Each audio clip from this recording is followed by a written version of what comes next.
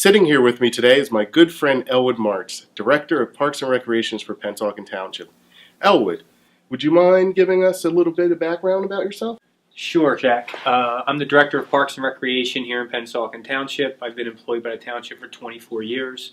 I am responsible for the maintenance and upkeep of the 32 parks and playgrounds we have in Pennsauken. I'm also responsible for organizing the public events that we have in our community, and I'm also responsible for all the summer programming for the children and adults in Pennsauken and for the maintenance and upkeep of the Pennsauken pool. That sounds like a tremendous load for one person to carry. You're a one-person department. How do you coordinate all of those events and activities? The Pennsauken Public Works Department assists me with maintaining the parks and facilities that we have in our community. We do hire 2 part-time summer help students to assist me with running the summer programs. And for the public events, typically I run those on my own with the assistance of volunteers in the community, and we put on approximately 5 to 6 public events for the town residents. If someone has a question about, say there's trash left in the playground or there's been an incident of vandalism, what's the best way for them to reach someone to get a response? There's 2 ways you can go. You can call the Pennsauken Parks and Recreation Department, and that number would be 856-665-1000, extension 151. Or you can contact the Pennsauken Public Works Department, and their number is 856-663-0178.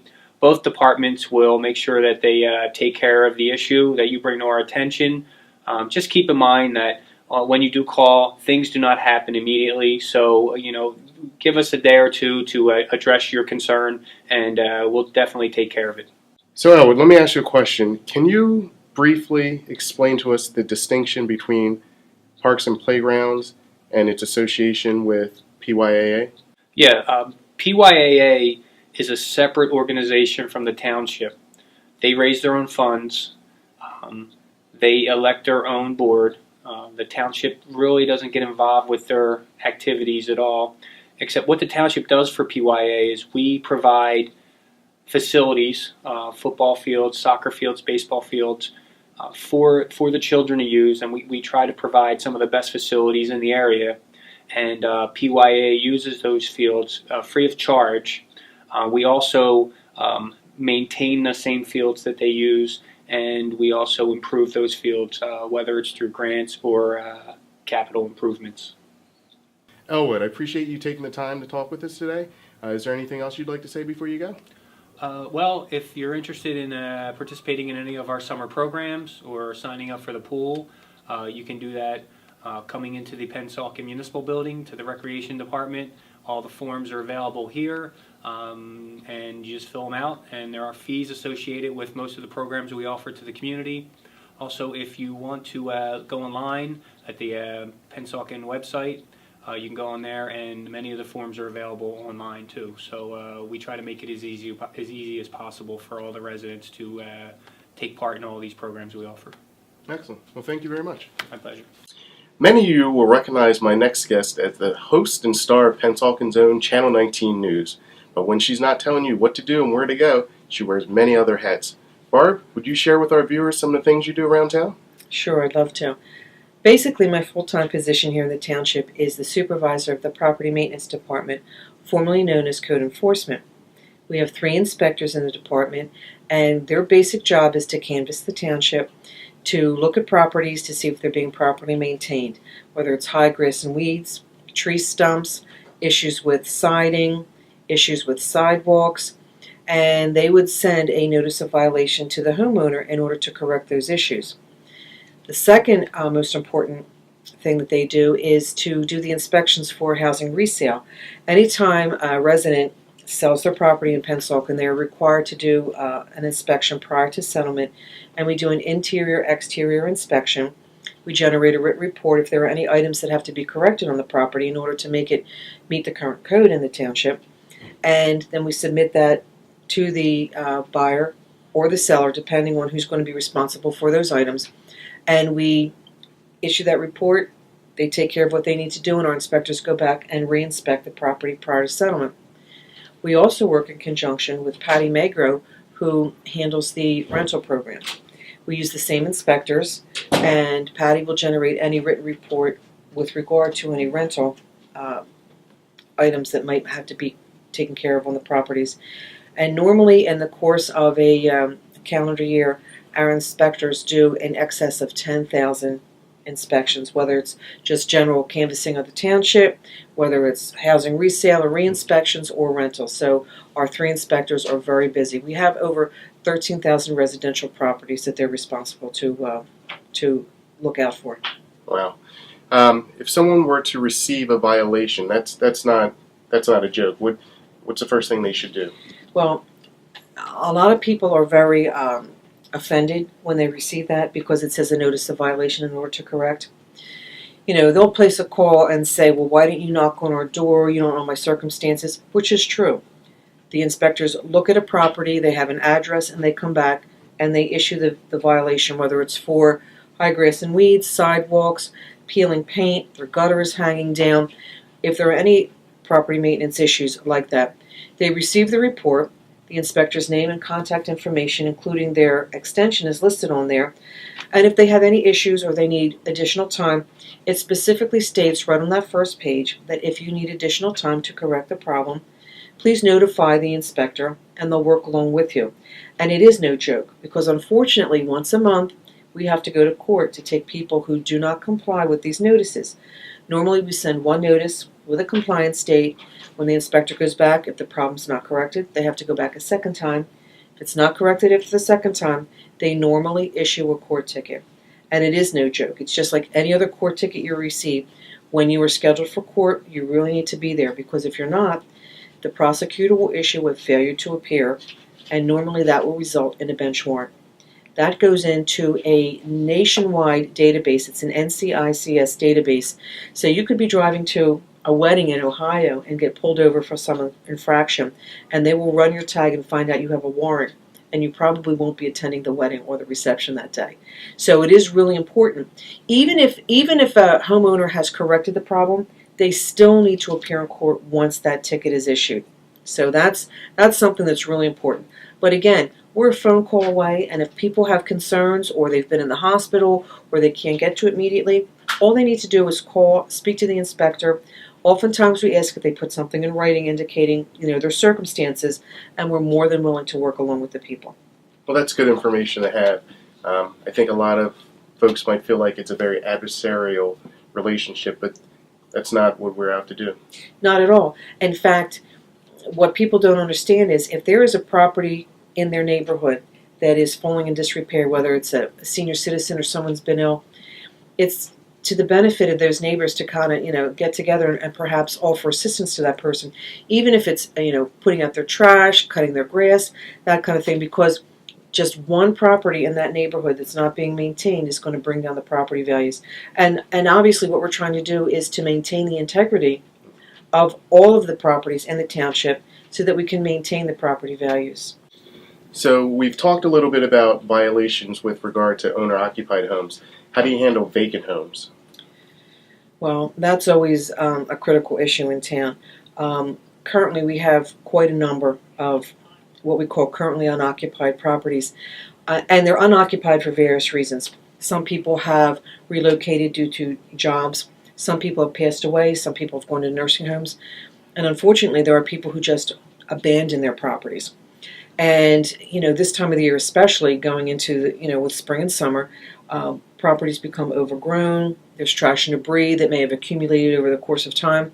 So we get a lot of phone calls with regard to residents complaining about these vacant properties in their neighborhood.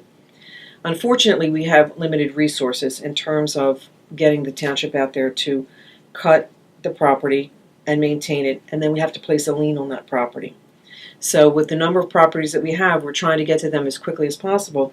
We've just started with our seasonal grass cutters within the past week, and as I said, based on the number of properties that we have, we don't get to all the properties as quickly as some of the neighbors would like, but we do try to maintain them as much as possible throughout the year so that we are maintaining all the neighbors' wishes as much as possible.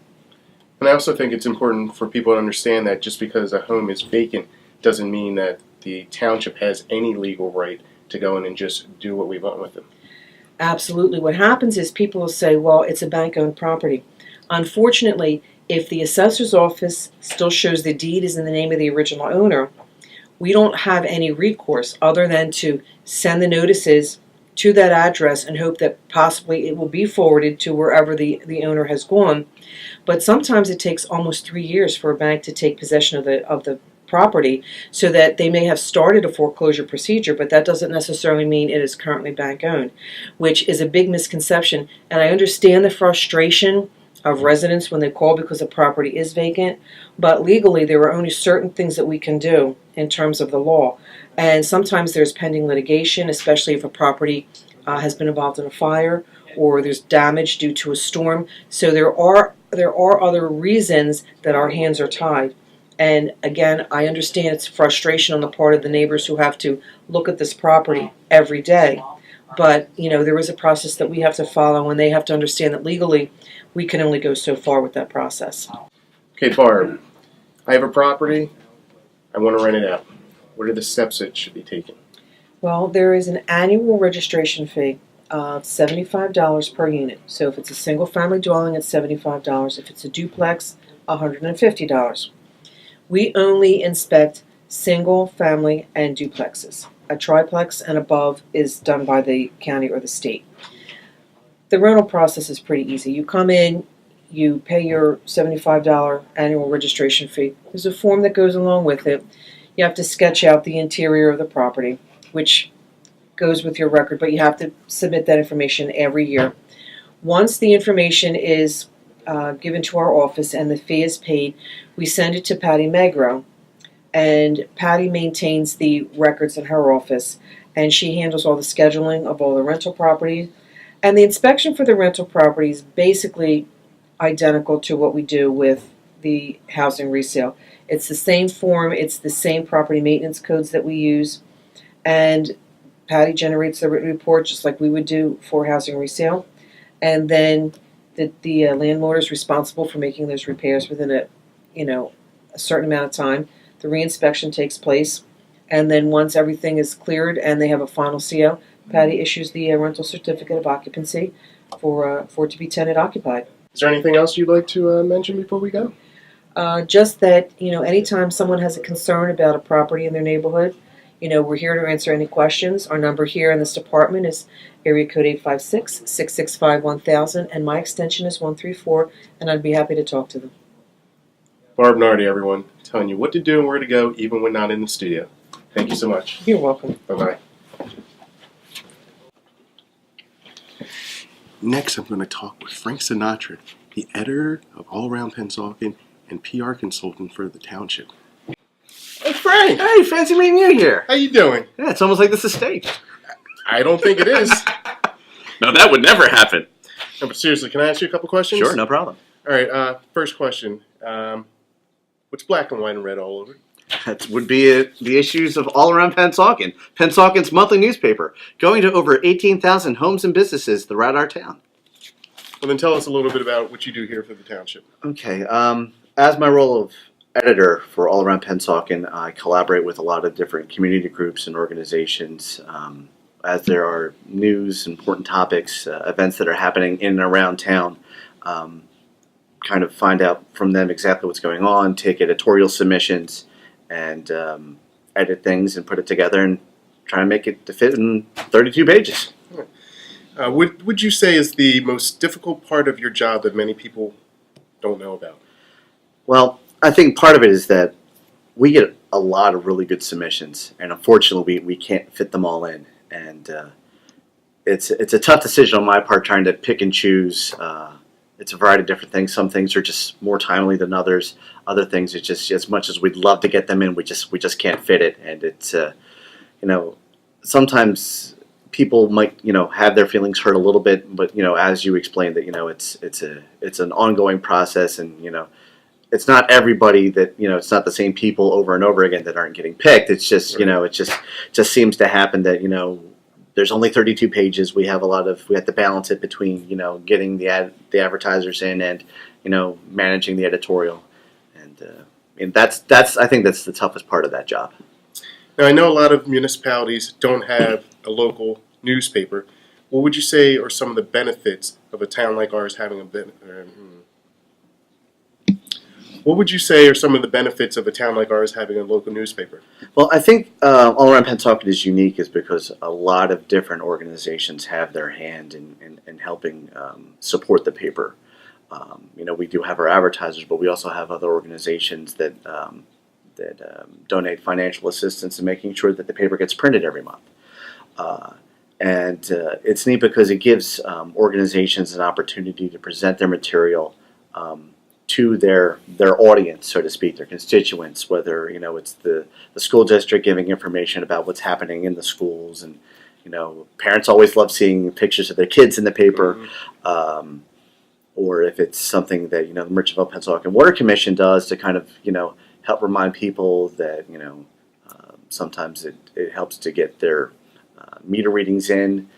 To make sure that they're being billed accurately, and that there's some other issues or whatever, whether it be hydrant flushings or things that they're doing in the schools. It gives different organizations an opportunity to kind of present their message and important things that they're doing that normally they wouldn't have a forum or an opportunity to kind of present it that way. What would you say is the most rewarding part of your job? I get to do some really cool things and meet a lot of very interesting people. I have to admit that my own guilty pleasure is that being a member of the media, I got to go to Wizard World in Philadelphia with a media pass, and got to be on some listening on some forums with Stan Lee, the icon from Marvel Comics, Chris Hemsworth, who played Thor in the Avengers movie.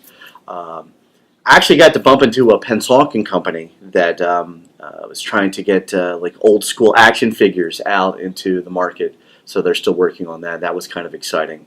It had a Pennsauken angle there. Also, some of the people that have grown up in our town and really have gone on to do amazing things, like be the president of Marquette University, or work for Jet Propulsion Labs and help with some of the systems for the Mars rover that's right now taking samples of the red planet surface, and just really interesting folk, and some of the stuff like for the fundraisers and the community coming together to help their loved ones, to help their neighbors, to help people that they've never met before. That's kind of really cool. A lot of other things is though, when Hurricane Sandy hit, we had an opportunity to kind of get the message out and kind of get a feel about what was happening in town, and if people needed assistance, kind of helping make connections between the stuff that they needed and PSE&G, and working with the township, because a lot of the things is that the township was working continually nonstop to making sure that that power was brought back as quickly as possible, that down trees were taken care of as quickly as possible, and just kind of hearing about what other people were doing. And the fact that that there were some people that were still without power, or there were still down trees here and there, it was kind of good to kind of get that reinforcement, just to find out where the areas of need really were, so that the township could focus on it. And we were happy to pass that along and work with the township to make sure that that was taken care of. As the Director of Public Relations for the township, what are some of your roles and responsibilities? Well, a lot of the things that we do is that responding to press inquiries. If there's some issues or things of that nature where people are doing a story about Pennsauken and they want some additional information, happy to pass that along and kind of get them in touch with the mayor and get appropriate quotes and things of that nature. Also connect them with some of the other organizations in town, like the Business Industry and Government Council. Courier posted a story on airborne systems couple months back, and just kind of connecting them with a representative from the big council, because Airborne Systems is a member of the big council. Kind of getting a quote from that, and then connecting them with the mayor on that story.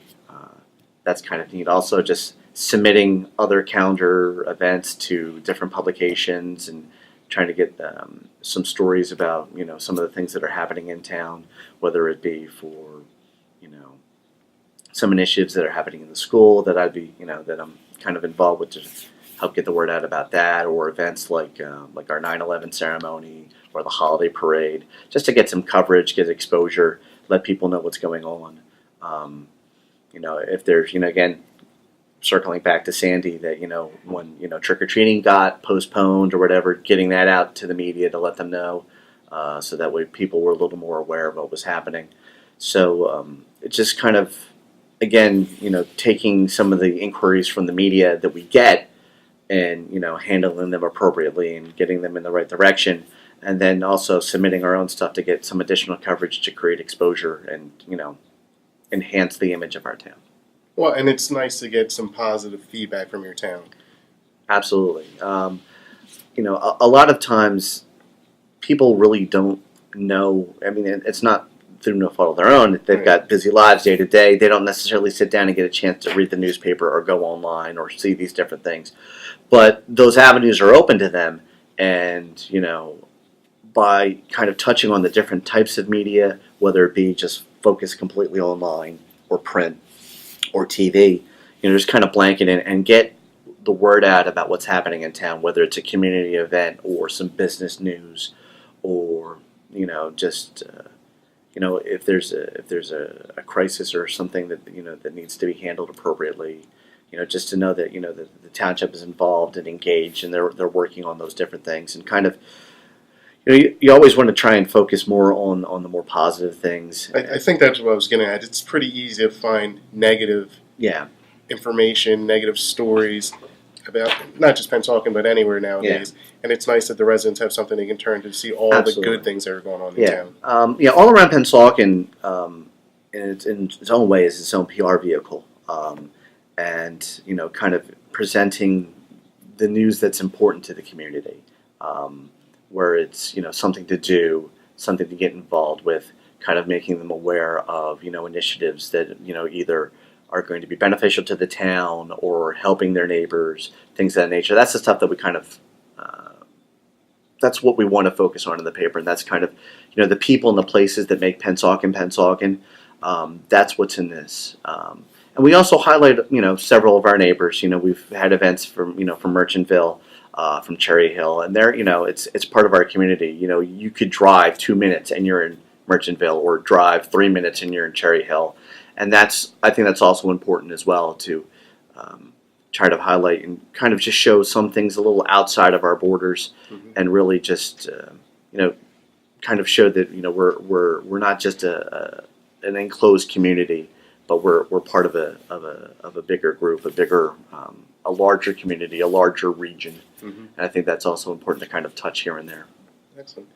Well, thank you very much for taking the time to sit down and chat with us. No problem. If someone wanted to ask a question about a submission, an article that's been written, or even advertising, what's the best way for them to go about that? Okay.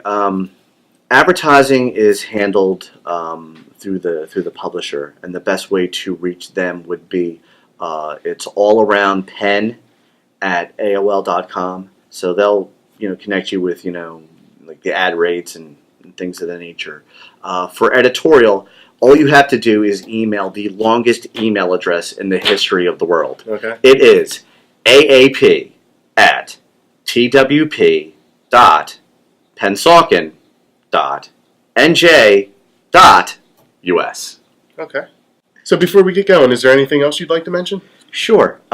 We love to hear about what's happening with our local residents, whether they've recently graduated, or they made the dean's list, or they've gotten engaged, or there's anniversaries, things of that nature. We get them in dribs and drabs, but I have a soft spot for those, and I really like to get those out there, and it just kind of shows what a vibrant and interesting community we have, and it's thriving.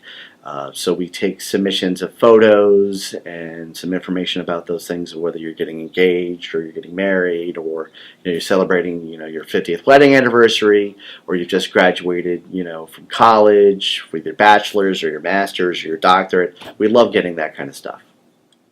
Frank Sinatra, thank you very much. You're welcome. You heard it here from a man. Keep those positive stories coming in, and that's it. That's not really it. Is it really? He did it his way. I was trying to think of a Frank Sinatra joke to work in there all the time. Nothing came. Thanks for joining us on this short tour. Please keep in mind, this is just a few of the many departments and services the township has to offer. After watching this video, I hope you find the township to be a kinder, gentler place. Special thanks to everyone who took time out of their busy schedule to chat with us. If you have any questions, please feel free to give us a call or check our local website. Until next time, look into camera B, insert snappy catchphrase, fade to black. Wait, was I supposed to read?